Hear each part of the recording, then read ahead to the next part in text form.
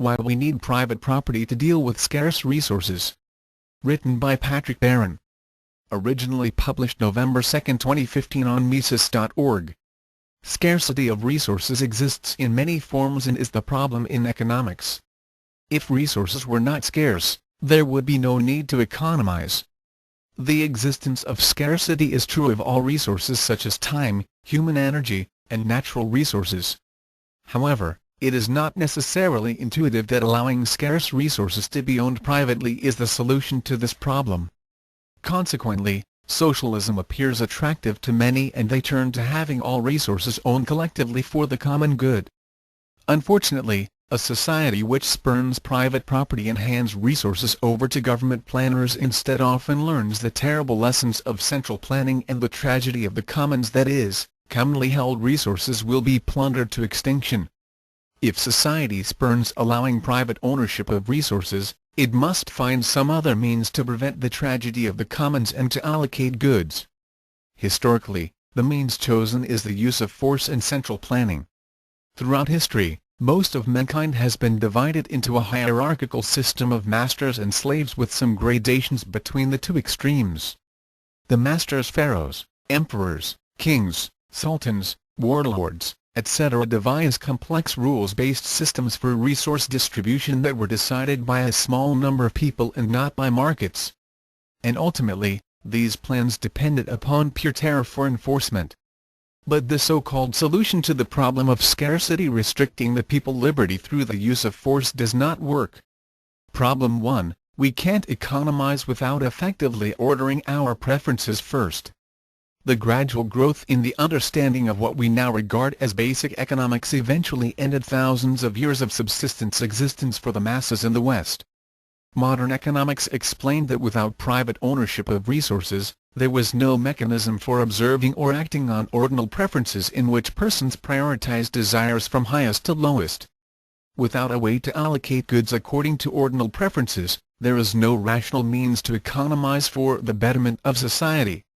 In other words, without markets and prices, there is no way to know what people really want or need, so the masters never really knew what to order the slaves to produce, what technical means to use, what alternative materials to use, the quality desired, or how much to produce.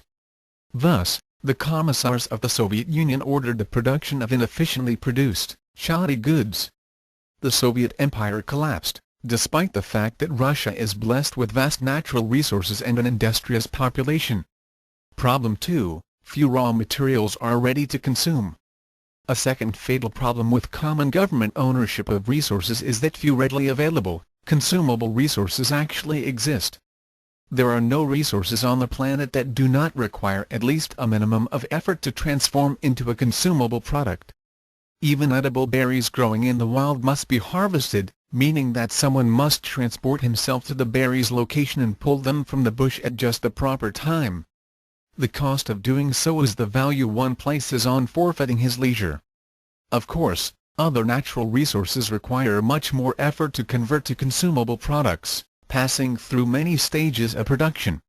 For example, timber and minerals must be extracted, harvested, etc. and then molded into something that can be consumed.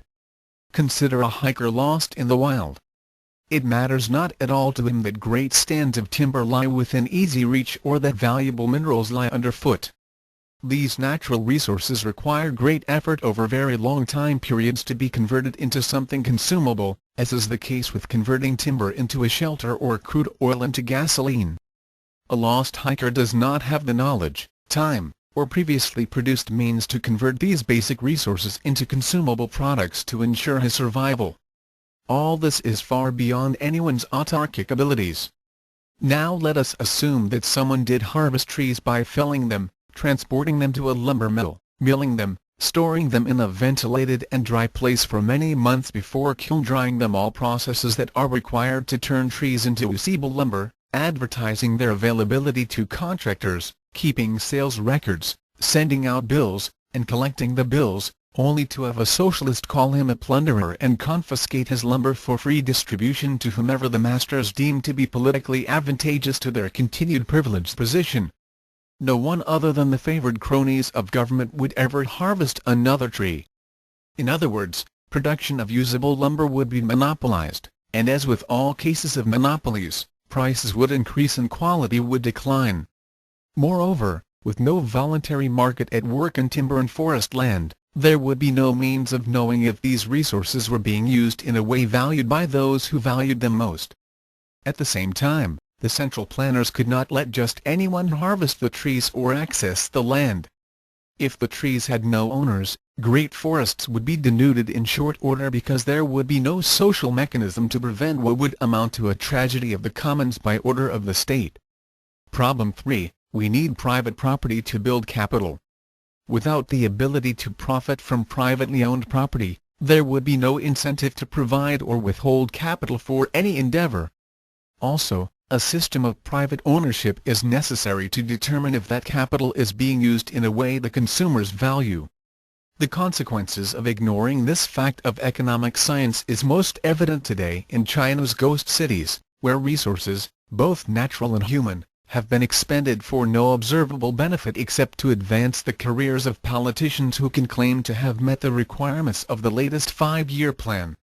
Timber and other resources were provided to build ghost cities, not because the owners of the resources saw to be economical with their resources, but because government edicts required that timber, concrete, gasoline, and more be used to produce what are now empty cities.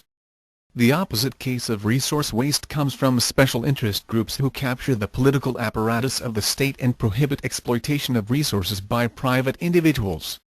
In the name of protecting Mother Gaia from being plundered, modern environmentalists have convinced the political class that most progress is unsustainable, dangerous to our health, or any number of other specious claims.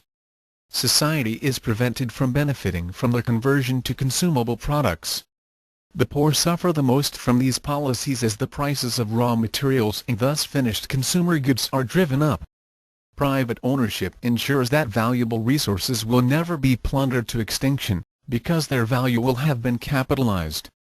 Instead, private owners will seek to make resources as widely available as possible without endangering the long-term prospects for future harvesting of resources. The process of determining a resource capitalized value isn't possible absent free market capitalism with strict defenses of property rights. Despite both the theoretical and empirical evidence to the contrary, socialists tell us the opposite. That is, that state ownership of all resources will prevent their plunder and ensure prosperity for all. As Ludwig von Mises explained, though, socialism is not an alternative economic system of production. It is a system of consumption only, and a system of economic ignorance and economic plunder.